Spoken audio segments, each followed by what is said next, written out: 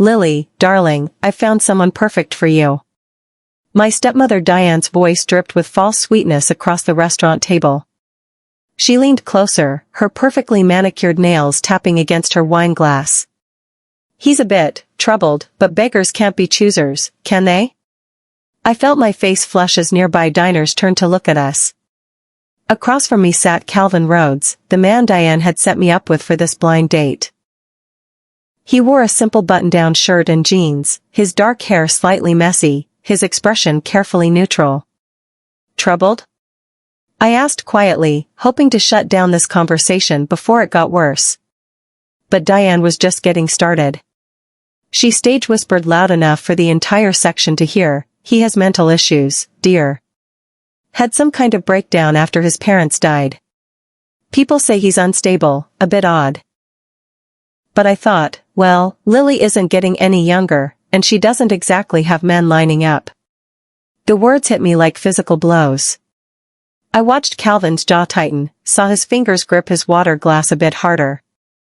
Around us, people pretended not to listen while hanging on every word. "That's enough," I said, my voice barely above a whisper. Diane patted my hand condescendingly. "I'm just being honest, sweetheart. Someone has to look out for you. My name is Lily Hart.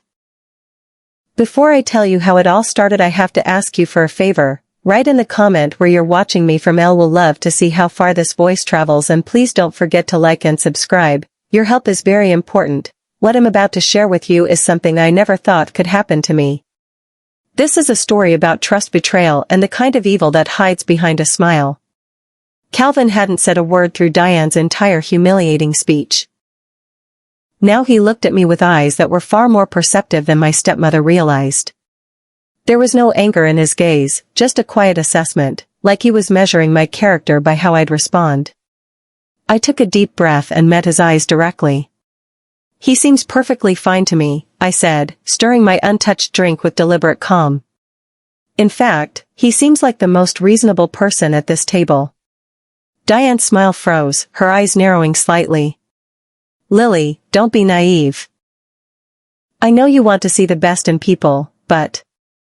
"I see what's actually there," I interrupted gently. "Not what gossip tells me to see." Calvin's expression shifted almost imperceptibly. The corners of his mouth twitched upward for just a moment before returning to that careful neutrality. But I saw something new in his eyes now, respect, maybe, or curiosity. Diane laughed, the sound brittle and forced. "Well, aren't you brave? Just don't come crying to me when..." "Excuse me," Calvin said, his voice quiet but commanding enough to stop Diane mid-sentence. "I need to take a call. Business matter. I'll just be a moment." He stood smoothly and walked toward the restaurant's entrance, pulling out his phone. I watched him go, noting how he carried himself with understated confidence despite my stepmother's attempts to paint him as broken. Diane leaned across the table the moment he was out of earshot. "See? He can barely handle a simple dinner." This is exactly what I was talking about. Within seconds of Calvin stepping outside, something strange began to happen. Our waiter appeared at Diane's elbow with a silver tray bearing 3 glasses of expensive champagne. "Compliments of the house, ma'am," he said with a small bow. Diane's eyes lit up. "Oh, how lovely. They must have recognized me. I am a regular at their sister restaurant downtown." She preened, accepting a glass and gesturing for me to take one. Another waiter arrived with a small dish of appetizers. "From our chef, with his compliments." "This is wonderful service," Diane declared, loud enough for nearby tables to hear. This is what happens when establishments recognize quality clientele. I noticed something odd, though. The waiters weren't looking at Diane with the fawning admiration she assumed. Their attention kept drifting toward the entrance where Calvin stood on his phone, and their expressions held something that looked like deference. The restaurant manager appeared next, a distinguished man in an impeccable suit. "Good evening, ladies. I trust everything is to your satisfaction?" "It's lovely," Diane gushed. "Though I must say, it's nice to finally receive the level of service befitting someone of my standing." The manager's smile was polite but his eyes were cool. Of course, ma'am. We always aim to please our most valued guests. But he wasn't looking at Diane when he said it. He was watching Calvin through the window. Calvin returned a few minutes later, slipping his phone into his pocket. As he approached our table, I noticed the subtle shift in the restaurant staff's behavior. The manager nodded respectfully. Our waiter straightened his posture. Even the hostess at the front desk watched his progress with careful attention. He settled back into his seat across from me. Sorry about that. Where were we? Oh, we were just enjoying the complimentary champagne, Diane said, raising her glass with a self-satisfied smile. It's so nice when restaurants recognize their important patrons. The waiter returned to refill our water glasses. As he poured, he addressed Calvin directly. Mr. Rhodes, will you be requiring anything else this evening? The table went silent. Diane's glass stopped halfway to her lips. We're fine for now, thank you, Calvin replied calmly. The waiter nodded and moved away. Diane stared at Calvin, her face cycling through confusion, disbelief, and something that might have been fear. Mr. Rhodes, she repeated slowly. They know you? I come here occasionally, Calvin said, his tone giving nothing away. He turned his attention to me, effectively dismissing Diane. So, Lily, your stepmother mentioned you're an interior designer. What kind of projects do you work on? I struggled to find my voice, still processing what had just happened. Mostly residential. Small apartments, home offices. I'm trying to build my portfolio. That sounds interesting. Do you have a favorite project you've worked on? And just like that, we began talking as if Diane wasn't there, her champagne forgotten, her face pale with dawning realization. The drive home was excruciating. Diane sat rigid in the passenger seat of my old Honda, her silence heavy and accusatory. I could feel her fury radiating like heat. Finally, as I turned onto her street, she spoke. That was humiliating. For whom? I asked quietly. Don't get smart with me, Lily. You made me look foolish in front of that man and the entire restaurant. I pulled into her driveway and put the car in park.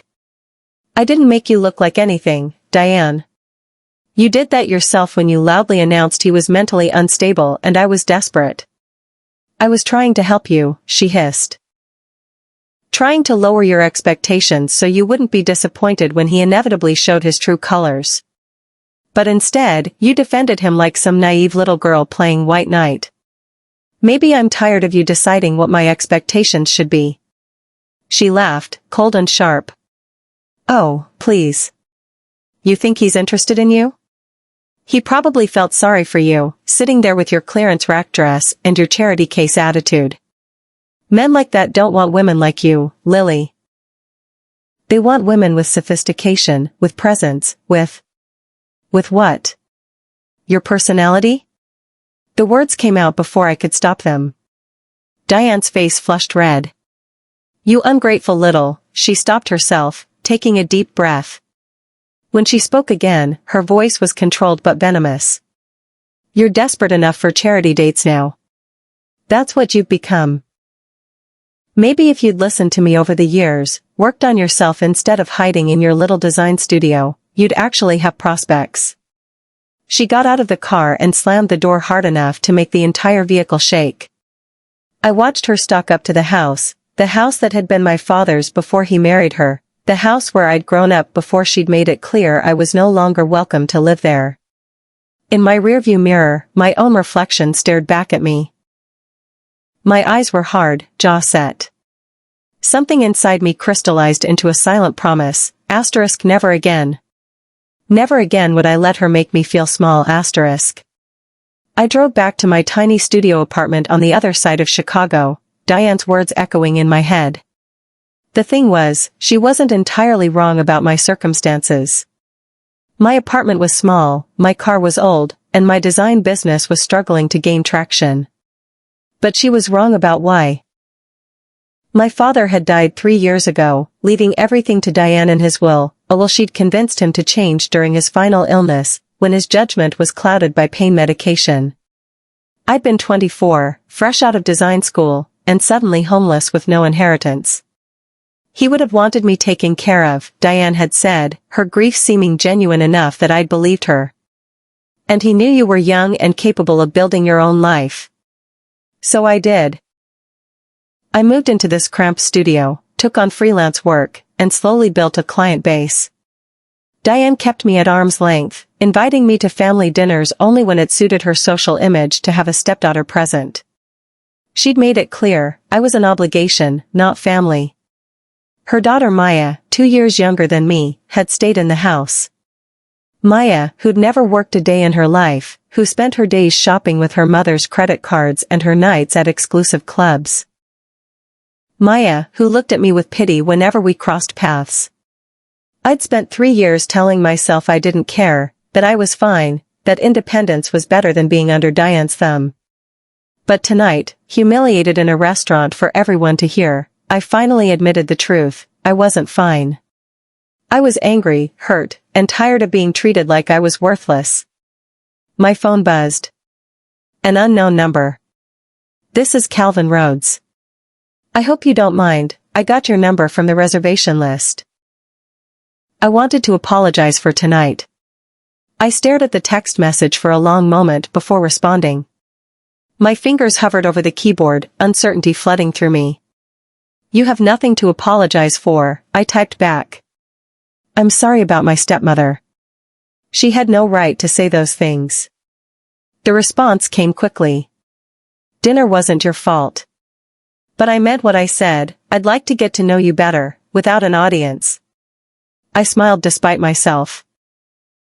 There was something genuine in his words, something that made me want to trust him even though Diane's warning still echoed in my mind. We texted back and forth for an hour, the conversation flowing easily now that we weren't under Diane's judgmental gaze. Calvin was intelligent and funny, with a dry wit that caught me off guard.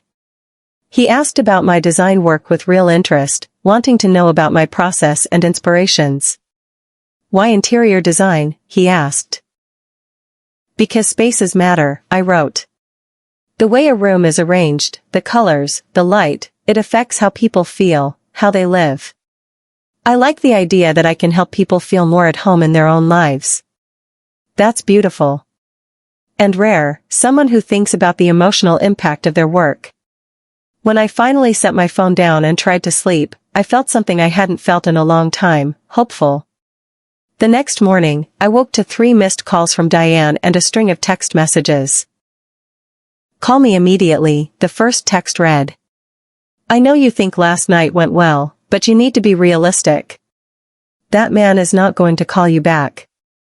Men like that toy with girls like you for amusement. I deleted the messages without responding and went about my morning routine. I had a client meeting at 10, a young couple looking to redesign their first apartment. Real work, real income, real progress in building the life Diane insisted I was incapable of having. At my small home office, really just a desk in the corner of my studio, I reviewed my portfolio when my phone rang. Diane's name flashed on the screen. Against my better judgment, I answered. Finally, she huffed. I've been trying to reach you all morning. We need to discuss last night. There's nothing to discuss. Don't be naive, Lily. I saw how you looked at him, how you lit up when he paid attention to you. You're setting yourself up for disappointment. I could hear her moving through her house, the click of her heels on hardwood floors my father had refinished. That man is not interested in you romantically. He felt sorry for you, clearly. Men in his position, well, whatever his position actually is, don't date struggling designers living in studio apartments. Are you finished? I'm trying to protect you from humiliation. My charity blind date was exactly that, charity. He showed up out of politeness, endured dinner, and now you'll never hear from him again. It's better to accept that now than to build up false hope. Under my desk, hidden from view, my phone screen showed Calvin's text from this morning, coffee this afternoon? I know a quiet place. You're right, Diane, I said, my voice steady. I should manage my expectations. Thank you for your concern. I hung up before she could respond, silenced her number, and texted Calvin back. Coffee sounds perfect. The cafe Calvin chose was small and tucked away on a quiet street in Chicago's West Loop. Not trendy, not expensive looking, just comfortable and genuine. He was already there when I arrived, sitting at a corner table with 2 cups of coffee waiting. I guessed you were a latte person, he said, gesturing to one of the cups. Was I right? You were. I sat down across from him, noting how different he seemed outside of last night's tense dinner. Relaxed, his slight smile reaching his eyes. Thank you for agreeing to meet me. I wanted to apologize properly, face to face. Calvin, you really don't need to. Please, let me finish. He wrapped his hands around his coffee cup, his expression serious. What your stepmother said last night, about me being unstable, having mental issues, she wasn't completely wrong. My breath caught. You don't have to explain anything to me. I want to. He looked out the window for a moment before continuing. My parents died 4 years ago. Car accident. They were my best friends, my business partners, my entire support system. And suddenly they were just gone. I'm so sorry. I didn't handle it well. I withdrew from everything, work, friends, social obligations. People started talking, creating stories to explain my absence. The truth is, I was grieving. But in certain circles, extended grief is seen as weakness or instability. He met my eyes again. I've seen that kind of cruelty before, Lily. People who judge without knowing, who use rumors and gossip as weapons. Your stepmother's words last night didn't surprise me. They never do anymore. The way he spoke, with quiet grace and no bitterness, made something in my chest tighten. We sat in that cafe for 3 hours, our coffee growing cold as we talked. Calvin had a way of listening that made me feel heard, really heard, for the first time in years. He asked questions and actually waited for the answers. He remembered details from earlier in the conversation and referred back to them. After my parents died, he continued, I realized something important. The people who believed the rumors about me weren't people I wanted in my life anyway. And the ones who reached out, who gave me space to grieve without judgment, those were the ones worth keeping. That must have been incredibly lonely. It was. But it also taught me to value substance over surface, character over reputation. He smiled slightly. Which is why last night was so interesting. Interesting how? You didn't know anything about me except what your stepmother said. You had every reason to believe her warnings. But when she tried to humiliate both of us, you defended me. Not because you knew who I was or what I had, but because it was the right thing to do. I felt my cheeks warm. She was being cruel. I couldn't just sit there and let her. Most people would have. Most people do. He leaned forward slightly. That says more about your character than she realizes. We talked about my design work, and he seemed genuinely interested in my small projects. I showed him photos on my phone, a studio apartment I'd transformed with clever storage solutions, a home office I'd created in an unused closet space. These are impressive, he said, studying each image carefully. You have an eye for making small spaces feel larger, more functional. That's a rare skill. Thank you. I just wish I had more opportunities to use it. What's holding you back? I hesitated, then decided honesty was worth the risk. Money, mostly. Marketing, a proper portfolio website, the ability to take on projects that might not pay immediately but could lead to bigger opportunities. Right now, I'm living project to project. He nodded thoughtfully but didn't offer advice or solutions. Just listened. As our coffee meeting wound down, Calvin shared more about his life. People assume I'm unstable because I prefer quiet evenings to loud parties, because I'm selective about social obligations. But the truth is simpler, I learned what matters to me, and I stopped pretending to care about things that don't. What does matter to you? Genuine connection. Real conversation. Building things that last rather than things that just look impressive. He smiled. And apparently, surprising people who've already decided who I am. About that, I started, remembering how the restaurant staff had treated him. Last night, at dinner, they all knew you. Called you Mr. Rhodes. Are you well known there? His expression became carefully neutral. I own several restaurants in Chicago.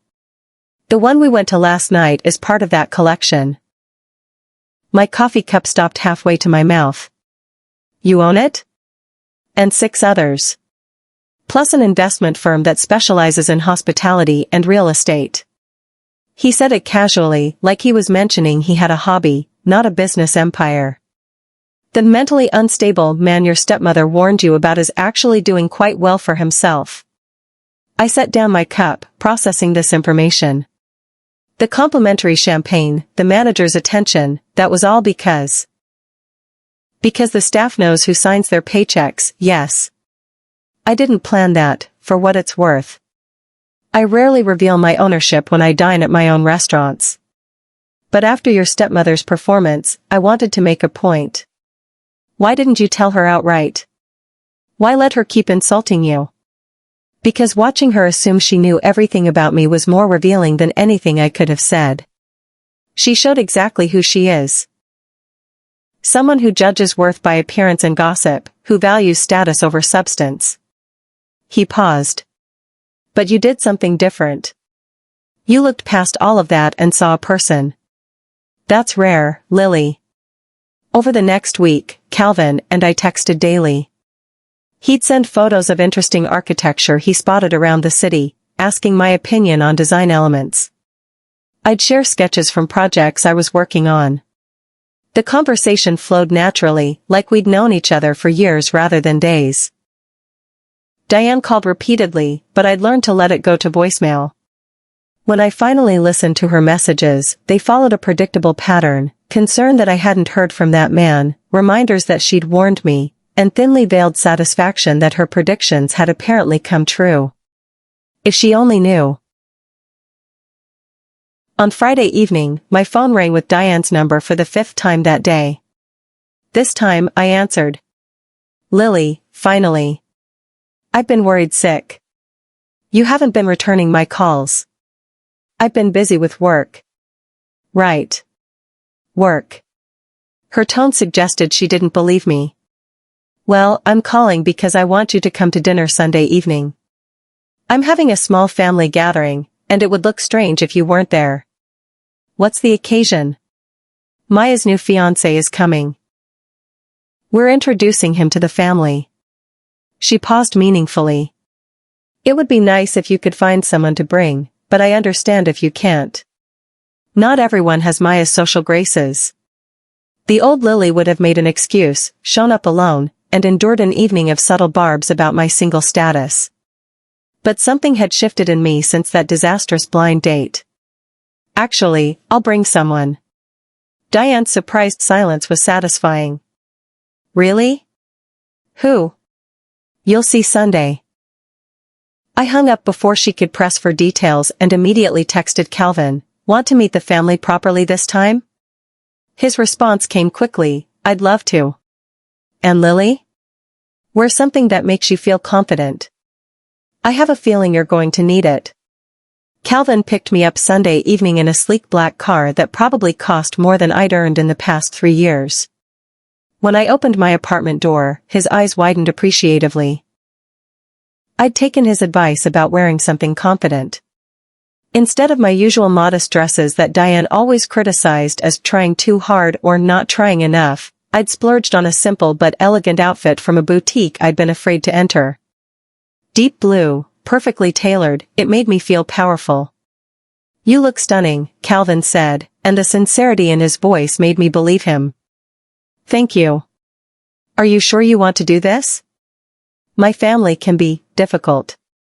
He smiled. I'm looking forward to it. He handed me a small box. I brought you something. Inside was a delicate silver bracelet, simple and beautiful. Calvin, this is too much. It's just enough. Let me spoil you a little, Lily. You deserve nice things. As he fastened the bracelet around my wrist, he added quietly, I'd like to meet the people who taught you to doubt yourself. I want to see what we're working against. The way he said "we're" made my heart skip. During the drive to Diane's house, Calvin briefed me like we were planning a military operation. Don't let her dismiss you. Don't shrink yourself to make her comfortable. And if things get uncomfortable, just remember, you're not the one who should be embarrassed. You sound like you've dealt with people like her before. More times than I'd like to count. He glanced at me with a wry smile. The business world is full of Dianes. People who think money and status make them superior, who underestimate anyone they deem beneath them. They're predictable once you understand their patterns. We pulled up to the house, and I felt my confidence waver. This had been my childhood home, but Diane had redecorated so completely that I barely recognized it anymore. Every trace of my father, of my mother before him, had been erased and replaced with Diane's expensive, soulless aesthetic. Calvin must have sensed my hesitation. He reached over and squeezed my hand. Ready? I took a deep breath. Ready. The moment we walked through the door, I felt the shift in atmosphere. Diane stood in the foyer welcoming guests, her daughter Maya beside her. Both women froze when they saw Calvin. Lily, Diane managed, her voice tight. And Mr. Rhodes. How unexpected. The other guests, mostly Diane's wealthy friends and Maya's fiancé with his family, turned to look. I saw recognition flash across several faces. Whoever Calvin was, some of these people clearly knew of him. Mrs. Hart, Calvin greeted warmly, extending his hand. Thank you for having me. Beautiful home. Diane's handshake was weak, uncertain. She'd lost her usual commanding presence, and I could see her trying to recalibrate, to figure out what was happening. Maya recovered faster. It's so nice to see you again, Mr. Rhodes. I'm Maya, Lily's stepsister. We met briefly at the Philanthropic Foundation Gala last year. You donated that generous amount for the children's wing? Calvin smiled politely. I remember. You were there with your mother. Yes. Mom's on the board. Maya's voice had taken on a syrupy quality I recognized. She used it when trying to impress important people. We're so committed to charitable work.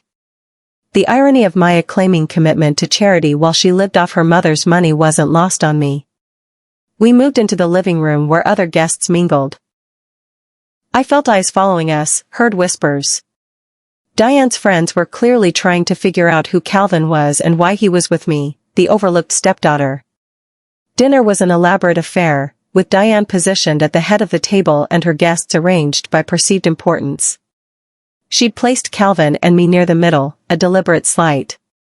The seats of honor next to her were reserved for Maya's fiancé, Bryce, and his wealthy parents.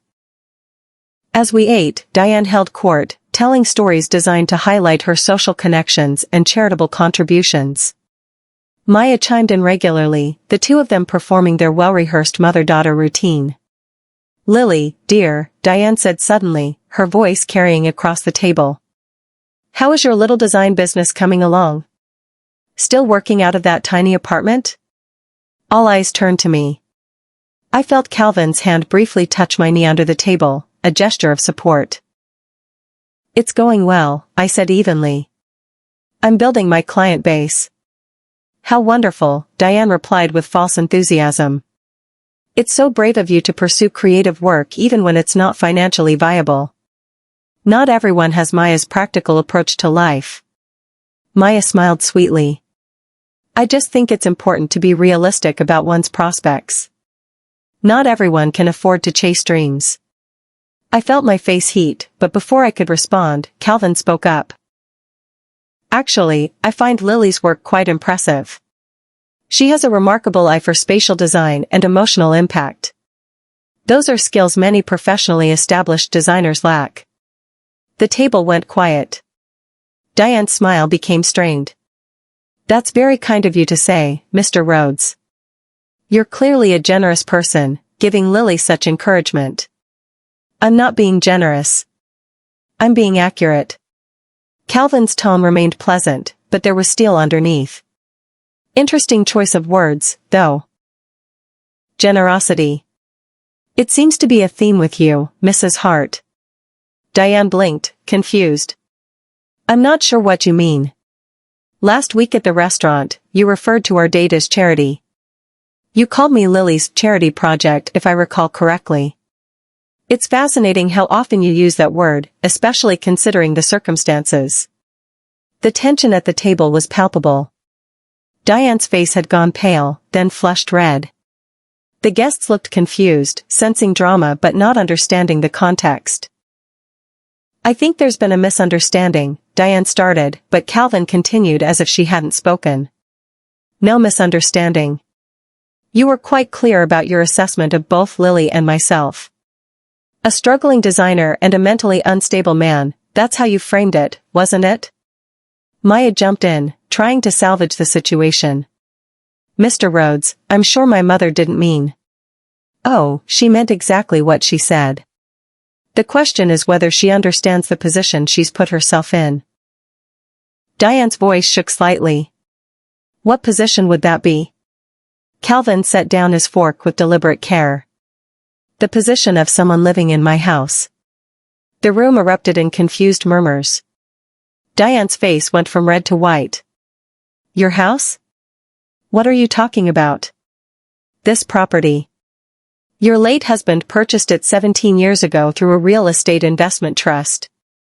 My real estate investment trust, to be specific. The deed was transferred to you upon his death, but the underlying mortgage and property agreement remain with Rhodes Capital Investments. I watched my stepmother's world crumble in real time. She gripped the edge of the table, her knuckles white.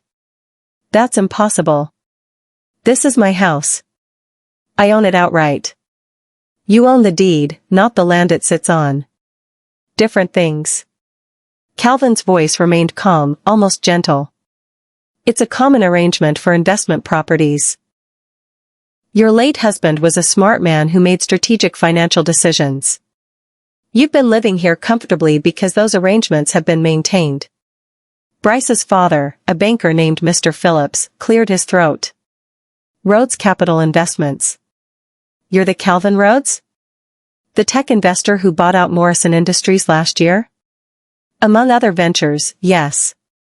The guests began whispering in earnest now. I sat frozen, watching Diane's carefully constructed social hierarchy dissolve before her eyes.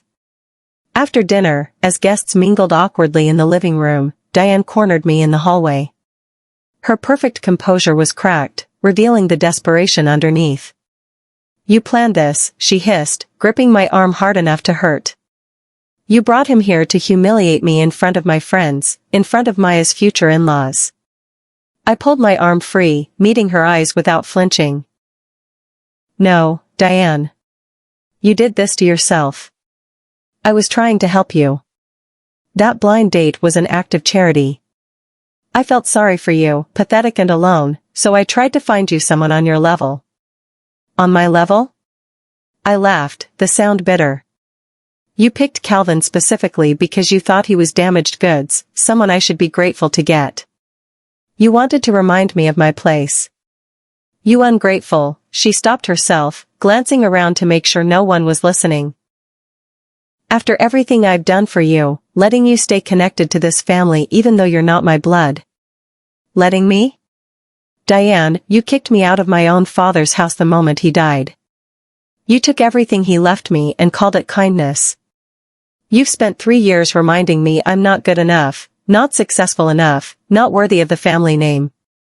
Because someone needed to give you a reality check. Your father spoiled you, filled your head with nonsense about following your dreams. I was teaching you how the real world works. Calvin appeared in the hallway behind Diane, his presence quiet but commanding. I think you've talked quite enough, Mrs. Hart. Diane whirled to face him. This is a private family conversation. Then perhaps we should include some private family facts. His voice was calm but cold. Would you like to tell Lily about the life insurance policy her father left? The one you cashed out and never told her about? Or should I? I stared at Calvin, then at Diane, my mind struggling to process his words. Life insurance? What life insurance? Diane's face cycled through several expressions before settling on defensive anger. That policy was meant to help with estate expenses, funeral costs, maintaining the household. It was a $200,000 policy with Lily listed as the beneficiary, Calvin interrupted. Your late husband set it up specifically for his daughter's future. You were the executor, which gave you access to the funds for distribution. Instead, you kept it. The hallway seemed to tilt. $200,000? I don't have to explain my financial decisions to you, Diane snapped. I used that money to maintain the lifestyle your father wanted for this family. This house, Maya's education, social obligations.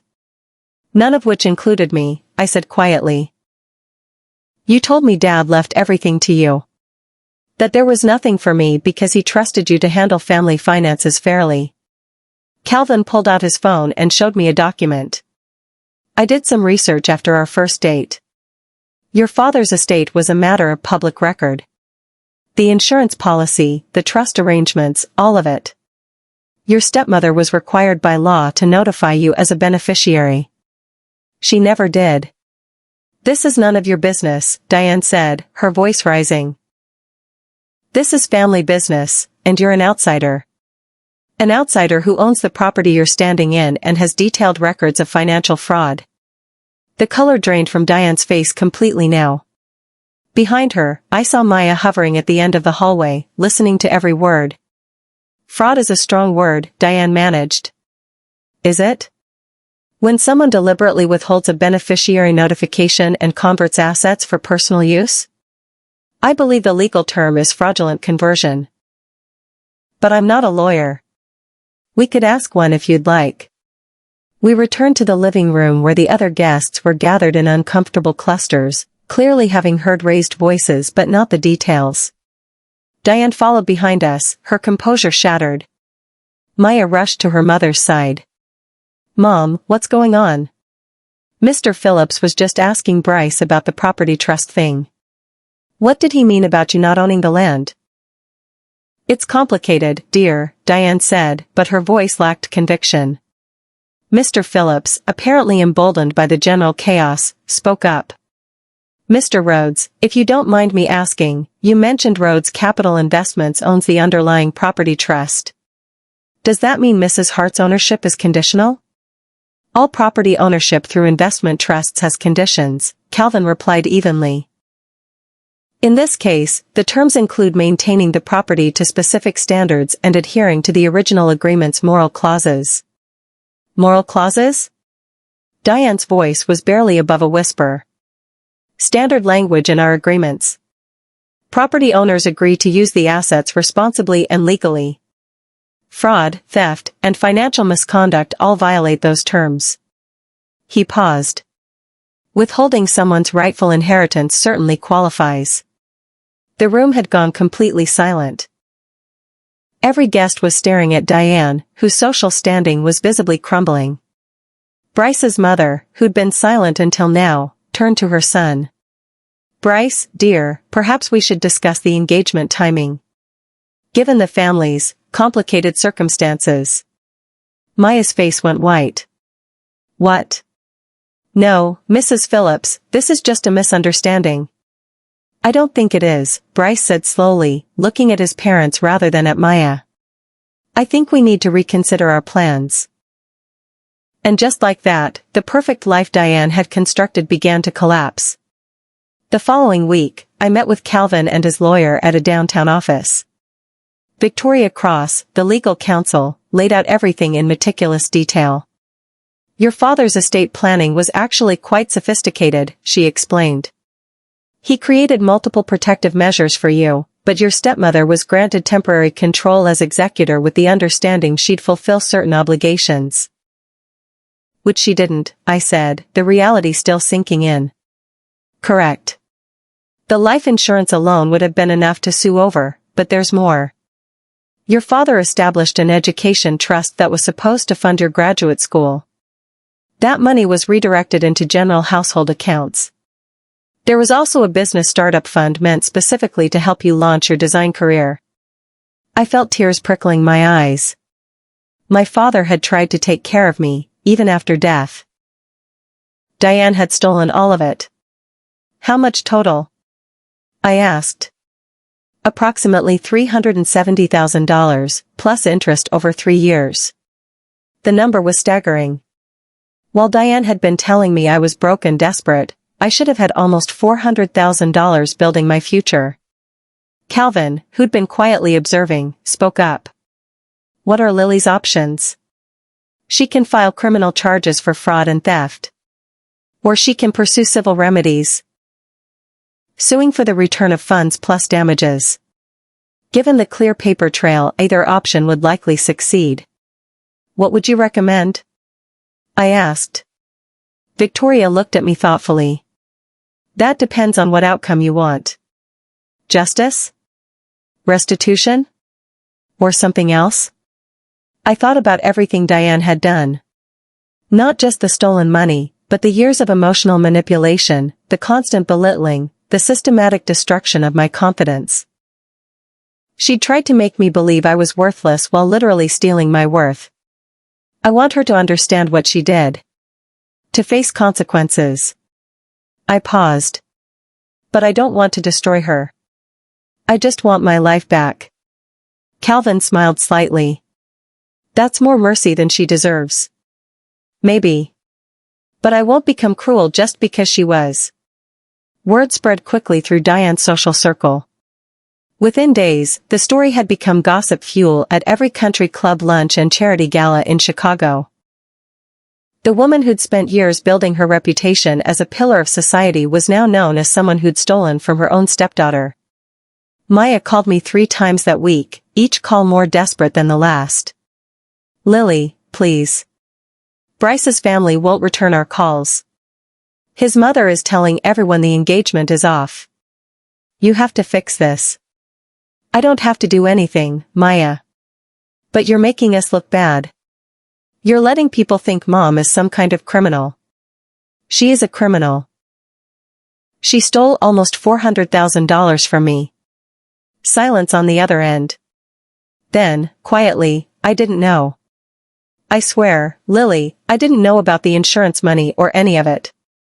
But you knew she treated me like dirt. You watched her belittle me for 3 years and said nothing. You benefited from money that should have been mine. I'm sorry. Maya's voice cracked. I know that doesn't fix anything, but I am sorry. I wanted Mom to be proud of me. I wanted to be the daughter she deserved. And she used that. She made you think her approval was worth more than basic decency. I felt unexpectedly sad for my stepsister. Maya, you don't need her approval. You need to figure out who you are without her telling you. When the call ended, I felt lighter somehow. Not because I'd hurt Maya, but because I'd finally stopped carrying their dysfunction as my own burden. 2 weeks after the dinner party disaster, Diane's husband, my father's former business partner, filed for separation.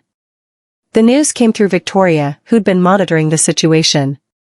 He claims he had no knowledge of the financial misconduct, Victoria reported. Which is probably true. Your stepmother handled all estate matters independently. He's moving out of the house and cutting off her access to joint accounts. How is she taking it? Not well. She's hiring lawyers, but her case is weak. The documentation is too clear. I thought about Diane, probably alone in that big house, watching everything she'd built crumble. Part of me wanted to feel satisfied. But mostly, I just felt tired. Calvin and I were having dinner when my phone rang with an unknown number. Against my better judgment, I answered. Lily? Diane's voice was small, shaky. Nothing like her usual commanding tone. I need to talk to you. I don't think that's a good idea. Please. Please give me 10 minutes. I'll come to you. Something in her voice made me agree. An hour later, she sat across from me in my tiny studio apartment, looking diminished in her expensive clothes. I'm losing everything, she said without preamble. My husband is leaving. Maya won't speak to me. My friends are avoiding me. And the house, your house, they're saying I might have to leave. Those are consequences, Diane. Natural results of your choices. I know. Tears rolled down her carefully made-up face.